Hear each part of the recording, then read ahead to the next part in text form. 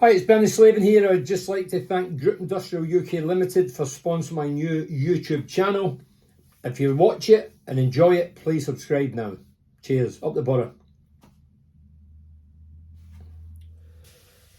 Well, apart from football, my other love is music and animals. I mean, music, unlike football, never lets you down. When I go to concerts, I just listen, I enjoy it.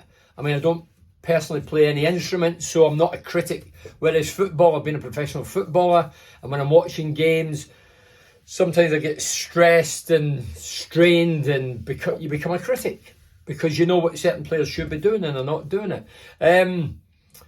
Yeah, so I like some music. You can just go, sit back, enjoy the music, enjoy the gig, and for me, it's a great feeling. The guy who introduced me to music was David Bowie. I remember seeing David Bowie as a kid. I was 11 years old. The first song record I heard was Life on Mars. And I was hooked. I was aware, coming from a rough council estate in Glasgow, watching the black and white telly, I was aware that this guy wore makeup, a dress. He looked totally different. I was intrigued. But as I say, when I heard Life on Mars, I was hooked. And that was my introduction to music. Did I ever see David Bowie? Yes, I did. Unfortunately, I've never seen the Spiders from Mars. I'd have loved to have seen that concert, that gig with the likes of Trevor Bolder, Matt Ronson, the great Matt Ronson, the guitarist. Was it Mick Woodmansey? Yeah, he was the other guy, and obviously Bowie himself. But yeah, I seen him Serious Moonlight tour where he had the blonde hair and the blue suit. Seen him at Edinburgh with my mate, and then I seen him at, I think it was the Net Aid at Wembley. Can't remember the years, but that was the two gigs I seen David Bowie live. Yeah, looking at the albums, I mean, I've kept the albums. When I was a kid, I had all the albums, or a teenager, I had all the albums. Obviously, this is original. Yeah, David Bowie, Spider from Mars. Inside the sleeve, some of you might have it. There's the band members there.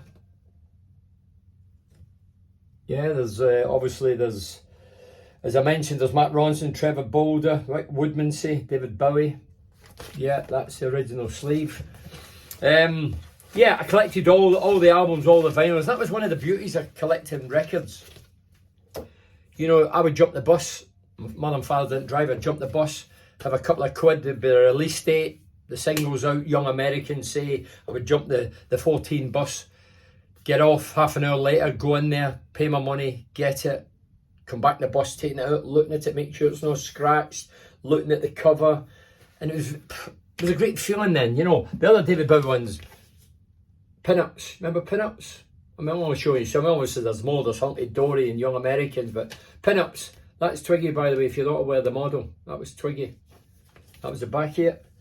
Another one was Diamond Dogs. That was another one, Diamond Dogs. That was a very good album as well. Yeah, so obviously I was into the introduction came from David Bowie, and I love a host of music, different genres. I like a bit of soul, I like heavy stuff like AC/DC, Black Sabbath back then, Wishbone Ash, loads of bands I was right into. But then along obviously came the Smiths and Morrissey, and there was Mick Joyce, Andy Rourke. Yeah, and I was hooked on obviously Johnny Marr. He's in a bit to say about Morrissey, critical wise, criticising him, and Morrissey's had a pop back, which is quite refreshing. Nobody does that in the modern world, do they? But Strange Ways Here We Come. I mean, some of the albums, the Smiths, these are, yeah, The Queen is Dead. It's actually still in the plastic. The original's on the wall. Then you've got Meat Is Murder, one of my favourites, being a vegan. Meat Is Murder. Yeah, so there was some great albums. Hatful of Hollow. That was another one with Morrissey. Strange Ways Here We Come. Yeah, there was just some great albums, some great names. I was intrigued with you look at The Queen is Dead, dear God. I don't think they would sell that now in the modern world, would they? The Queen is Dead, that'd be banned, wouldn't it? The name alone. But when I arrived in Teesside, I arrived 84-85 season. I used to live in a place called Westbourne Road in the heart of Middlesbrough and Linthorpe. Anyway, I'd come out my digs every night after my dinner. Dark nights, I got in November time and it was dark, and I'd walk by a couple of doors and there was this house. Light was always a naked light, no lampshade or not, just a light. And there was this big photo of this guy, and he sort of had a woolly hat on, and I could see the name. I wasn't being nosy, it was always attracted to the light, and then the curtains were wide open. Chris Rea and all, and I thought, who's Chris Rea? I'll be honest, coming from Glasgow, I was into music. I'd been to loads of gigs at the Apollo in Glasgow. I'd seen them all, and but I'd never heard of Chris Rea. So that set me off trying to find out who Chris Rea was. I remember the first album I bought of Chris Rea was Shamrock Diaries. I remember somebody pointing me in the direction saying, oh, his album, Shamrock Diaries, great album. And I got it. And at the time I bought it, it was my first year in England in Middlesbrough. And I'll be honest, I was homesick. Sometimes bored, I wouldn't go out. Saturday after the game, I'd just lie in the bedroom, nothing else to do. Anyway, I started listening to Shamrock Diaries, and then I was hooked on him. You know, I thought, great musician. I ended up witnessing him. I went to see him a couple of times up at Newcastle, where he was very talented, obviously playing the guitar. He's got a great sort of a husky voice. Lyrics are good, and the likes of Stainsby Girls talking about this area and such like. Steel River, that was another classic. So I loved that period, those songs, and they bring back a lot of good memories, and they helped me really adjust to life in the Teesside. But as I say, I went to see him a couple of times in Newcastle, and then I had the pleasure and privilege of meeting Chris. I was doing the Borough TV role, interviews with past, present footballers, managers, whatever, and then Chris had agreed for me to go up and meet him in a Newcastle hotel, which obviously I was more than delighted to do. And I went in, and I always remember, I can't remember the name of the hotel, but it was a fairly posh hotel. Go in, Chris is there, the camera lad's there, camera's set up. Anyway, before we do the interview, we're going to have a cup of coffee and croissants, whatever. So this young kid, I remember him walking out like this with the gear on the top. And he says, where would you like on the tray? Where would you like me to put it? But she said, I'll just put it in the middle there, kid. And as he did that, he's dropped a coffee. The coffee splattered everywhere. The croissants were all soaking up in the air. And the kid looked, he was only a young boy, and the kid looked and says, I'm sorry, I'm really nervous. I've never served two superstars. Well, quite clearly he was getting me mixed up with somebody else, but Chris Rea, yeah, he was a superstar. But anyway, I remember doing an interview. I'm going to show a clip of it now. That's why go off the football job. I talk about music, something I love, and I'm sure a lot of people out there love. But Chris was, it was refreshing. It was good to ask some questions. I didn't go through the questions with Chris. I asked him, but he says, no, crack on. I asked him loads of questions. But I'm going to show you a segment of the interview, just to get a feel for it.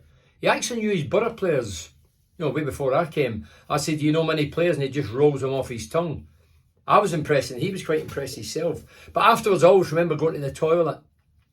And I was doing a Jimmy Riddle in the urinal, and the mirror was there, and about 30 seconds later, Chris comes in, and I'm sort of doing a Jimmy looking in the mirror, and I just seen him going over to the back of the toilet, lifting up his jumper and injecting himself, and I thought, fuck, he is a rocker. But it turns out it was insulin, so no, he wasn't injecting drugs or whatever. It was insulin for whatever reason. Went to Sacred Heart School. What kind of upbringing did you have?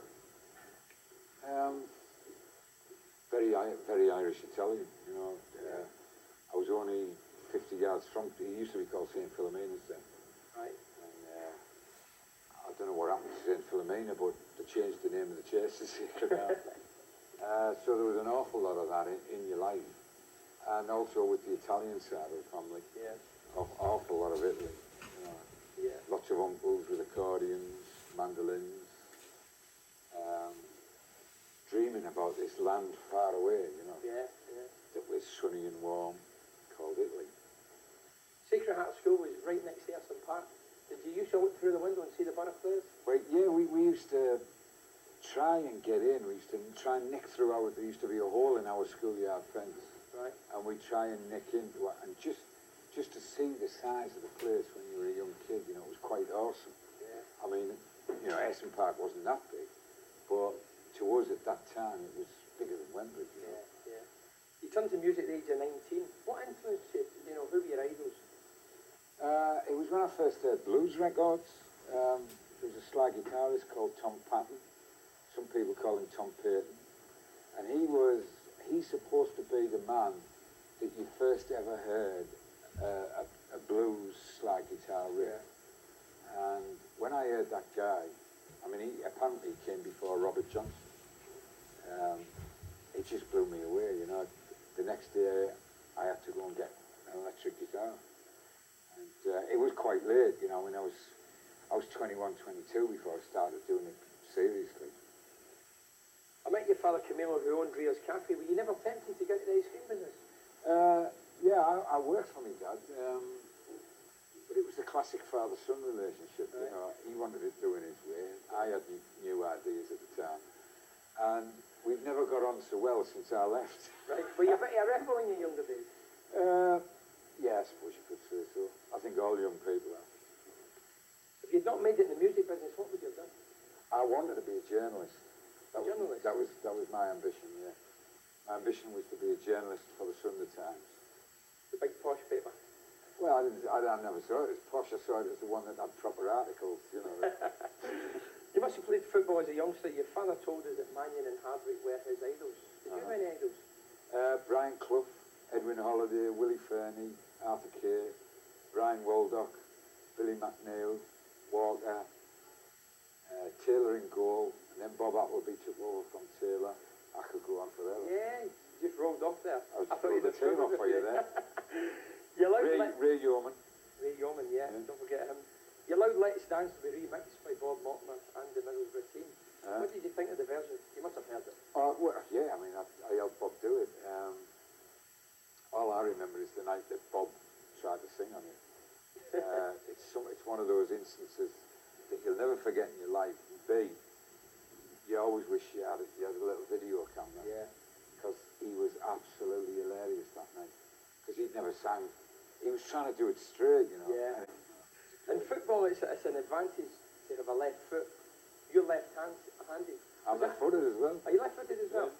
Is that a disadvantage in the music business? It was when you began. You know, I couldn't find a left-handed guitar. Right. In the end, I had to teach myself to play right-handed. I played left-handed for 3 years, and then I changed, which wasn't easy.